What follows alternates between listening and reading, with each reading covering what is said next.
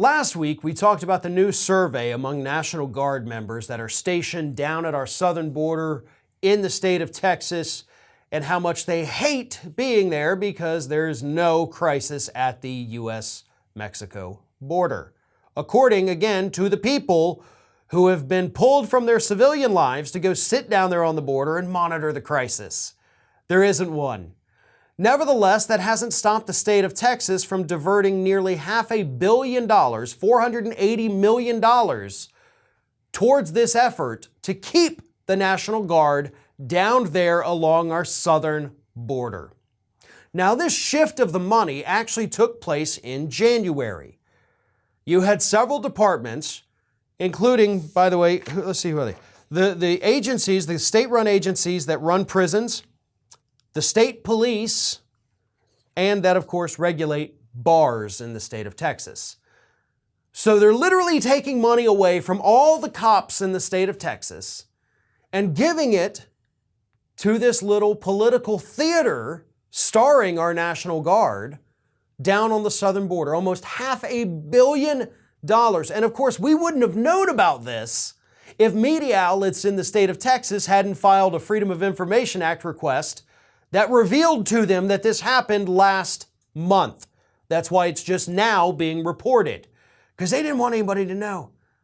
And of course, now that it has been revealed, you've got Republican Governor Greg Abbott coming out and saying, oh, no, these agencies have totally assured us that taking tens of millions, actually hundreds of millions of dollars from them totally isn't going to hurt them. In fact, it's going to make them better, he says.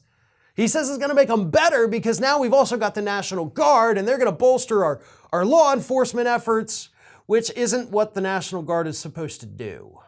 Like, you can't have National Guard on the streets investigating homicides. You can't have them making routine traffic stops because somebody ran a stop sign.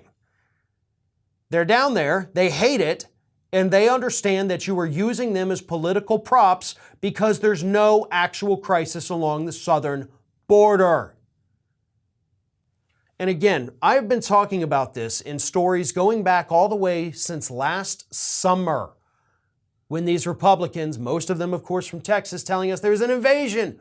Biden has this open border policy. And the people who live in those border towns were saying, this isn't true. Like, literally, I live here. I see the border. It's right there. Nobody's coming across. You're telling us hundreds of people are coming across all day. I'm telling you, as somebody who looks at it all day, it ain't happening. But Texas is content to spend $500 million every quarter because this roughly $500 million they just got, they say it's going to last through the end of spring. So, 3.5 months, I guess. And then it's going to run out. And then, actually, they're saying it's probably going to run out before the end of spring. Then they're going to need another $500 million. They say all in all, it's going to cost them about $2 billion per year to keep the National Guard down there. And there's no end in sight, folks. There is no end in sight.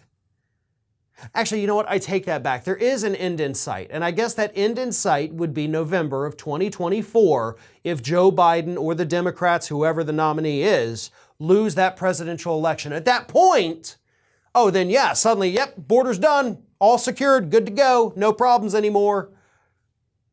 Watch and see. And in the meantime, they're going to spend billions of dollars, ruin the lives of these National Guard members by the National Guard members' own admissions, destroy their families, destroy their jobs and their livelihoods, all for political theater. Thanks for watching, and if you like what you saw, don't forget to like, comment, share, and most importantly, subscribe to our Ring of Fire channel here.